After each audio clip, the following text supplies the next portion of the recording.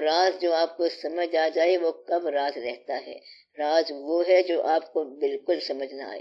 کسی بھی راز کو دریافت کرنے سے پہلے اپنا ذاتی راز دریافت کرو کہ آپ خود کیا ہو، آپ کون ہو، کہاں سے آئے ہو، کدھر کو جا رہے ہو، یہاں ہونا کیا ہے اور کب تک ہونا ہے، اور ہونے میں نہ ہونا کیسے ہوتا جا رہا ہے، نہ ہونے میں ہونا کیسے ہوتا جا رہا ہے، اور آپ کے پرانے لوگ کہاں چلے گئے، آپ انہیں کہاں چھوڑ کے آ رہے ہیں، اور نئے لوگ بڑے کیسے ہو گئے ہیں، بچہ جو ہے وہ بڑا کس طرح ہو گیا اور بڑا رخصت کیسے ہو گیا، اور تمام وسائل کے باوجود آنکھوں میں آنسو کدھر سے آ گئے۔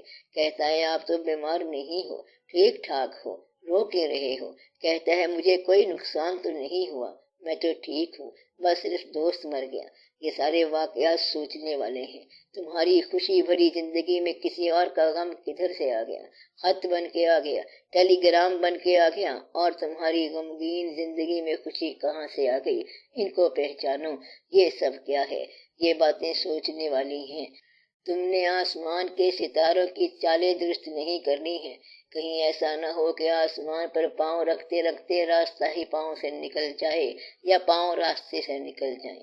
یہ دھیان کرنا چاہیے کہ یہ زندگی ہے، اس کے اندر اپنی حدود کو اور اپنی قیود کو اور اپنی ڈائمنشنز کو پہچانو۔ پھر یہ بات دریافت کرو کہ اے اللہ تعالیٰ اب تو بتا کہ تو کون ہے۔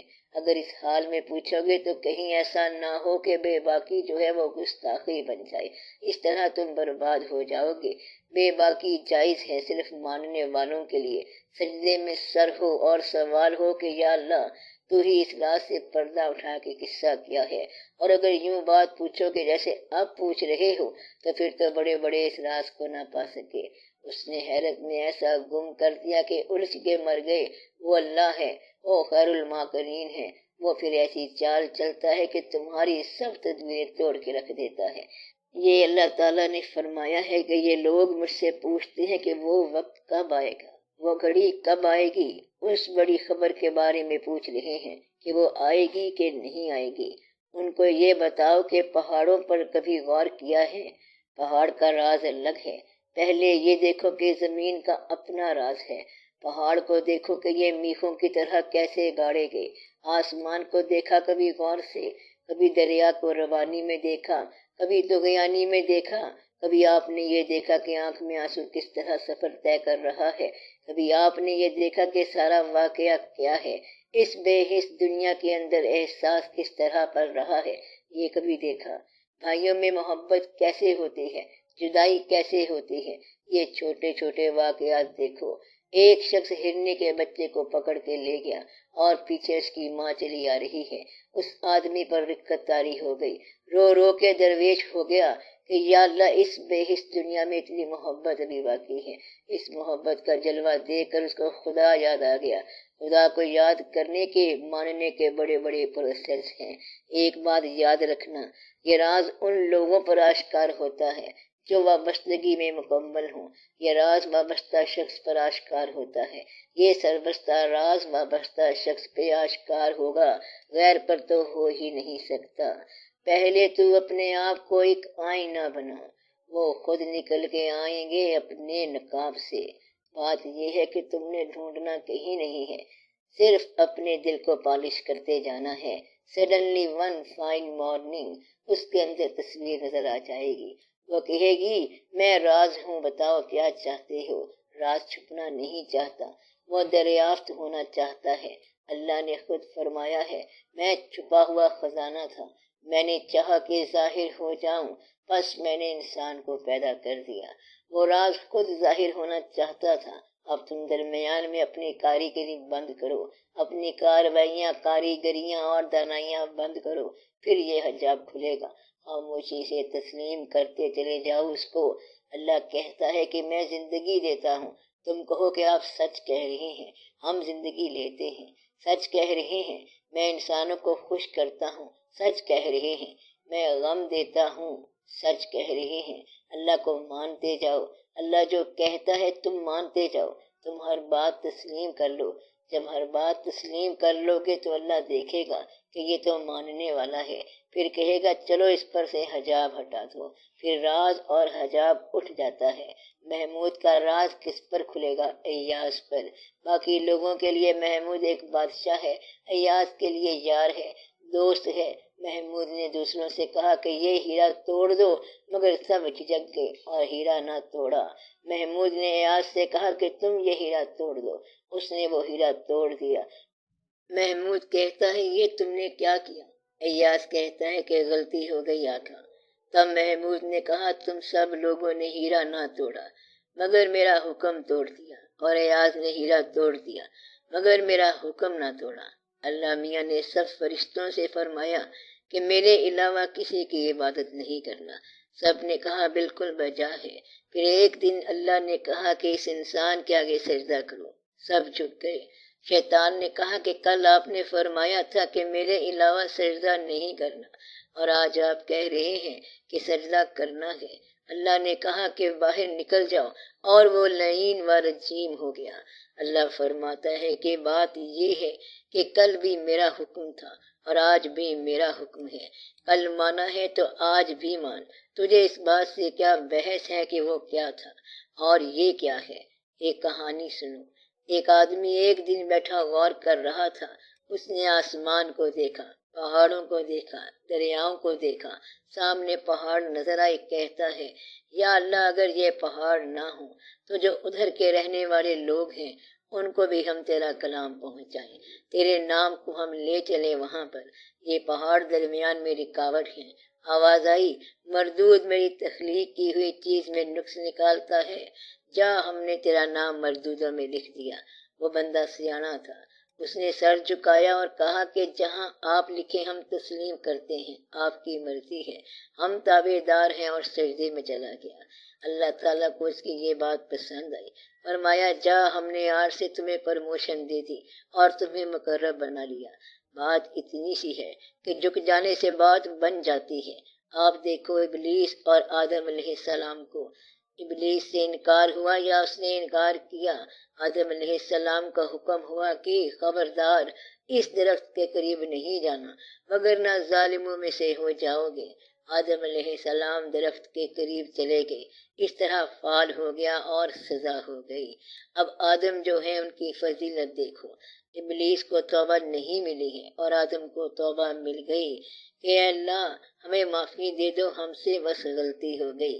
اب یہ ہے آدم علیہ السلام کی فضیلت۔ آدم علیہ السلام احسن تقویم ہیں اور شیطان اس لیے رجیم ہے کہ اس پر توبہ اشکار نہیں ہوئی ہے۔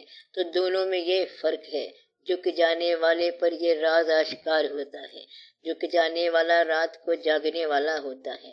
اللہ تعالیٰ کہتا ہے کہ یہ کیسے ہو سکتا ہے کہ سونے والے کو جاگنے والے کا علم مل جائے، اس لیے یہ بات جاگ کے کی جاتی ہے۔ لوگوں نے سوال کیا کہ کائنات کیا ہے، یہ راز کیا ہے؟ اس راز سے پردہ اٹھا۔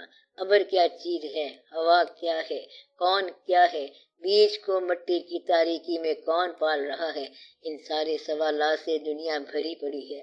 جن لوگوں نے سوال کا جواب ڈھونڈا انہوں نے خالی پیٹ ڈھونڈا، انہوں نے آنکھ بند نہیں کی اور سوال کا جواب ڈھونڈنے کے لیے چلتے رہے کہ وہ کہاں ہے، میرا اللہ کہاں ہے۔ پھر جب وقت آیا تو اس نے کہا کہ جدھر آنکھ اٹھا کے دیکھو ادھر اللہ ہی اللہ ہے، راز ہی راز ہے اور یہ سارا آشکار ہے۔ یہ نہیں ہے کہ آپ آرام سے بیٹھے رہو اور کہو کہ اللہ میاں کدھر ہے، اللہ میاں یوں کب ملتا ہے۔ یہ واقعہ سینہ چاک کر کے ملے گا، سینہ چاک ہوگا تب جا کے یہ راز کھلے گا۔ تو پہلے اپنا سینہ کھول۔ راز اس وقت کھلتا ہے جب آپ مکمل طور پر اپنے آپ سے باہر ہو جاتے ہیں۔ راز اس کیفیت میں آشکار نہیں ہوگا بلکہ سینہ چاک والی کیفیت میں ہوگا۔ راز اس کیفیت میں آشکار نہیں ہوگا بلکہ سینہ چاک والی کیفیت میں ہوگا۔ یہ راز کب کھلتا ہے؟ جب انسان کا دل اس زندگی سے بھر جاتا ہے، پھر یہ راز کھلتا ہے۔ ایک کہانی سنو۔ ایک سوداگر کے پاس پنجرے میں ایک بولنے والا طوطا تھا۔ سوداگر سفر پر جانے لگا۔ اس نے طوطے سے کہا کہ بولو تمہارے لیے کیا چیز لاؤں۔ اس نے کہا کہ جنگل میں ہمارا گرو طوطا ہے، اس کو جا کے ہمارا سلام کہنا، اسے کہنا کہ آزاد فضاؤں کے رہنے والوں، ایک غلام پنجرے میں ہے اور آپ کو سلام بھیجتا ہے۔ وہ سوداگر جنگل میں گیا، وہاں گرو طوطے کو اس نے کہا کہ ایک پنچھی جو پنجرے میں ہے آپ کو سلام کہہ رہا ہے۔ گرو طوطا پھڑ پھڑ کرتے ہوئے نیچے گر گیا، جنگل کے سارے طوطے نیچے گر گئے اور مر گئے۔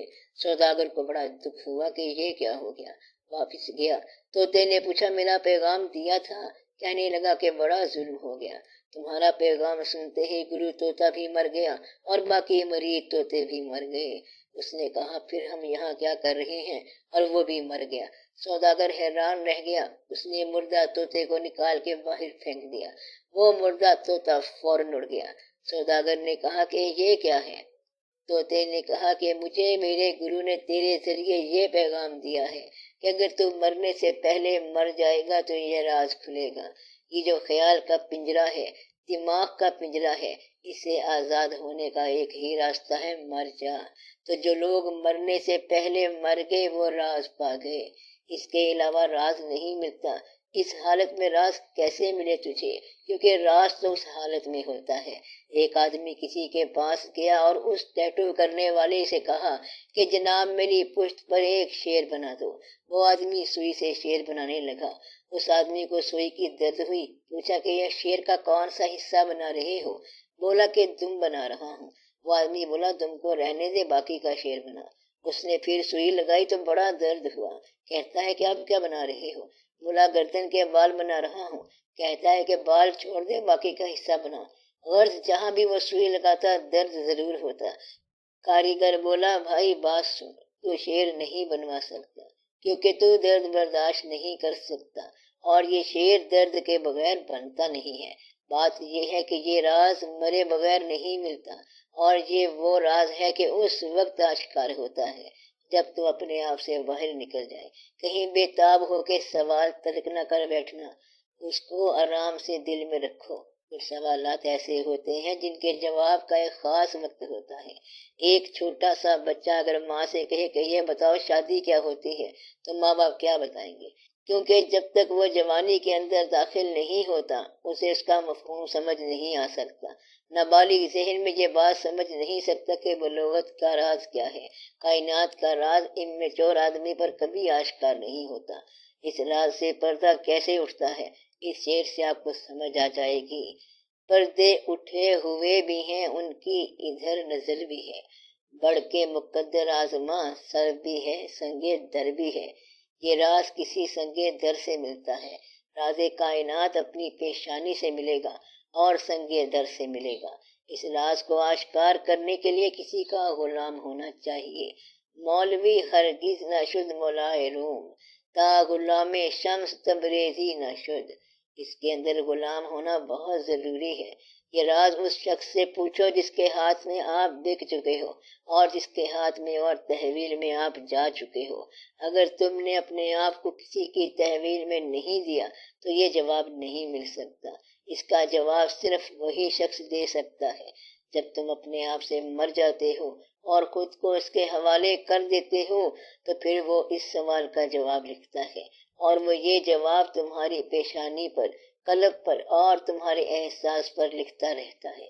اس کی شرط یہ ہے کہ پہلے تم اپنے آپ سے نکل کے خود کو اس کے حوالے کر دو۔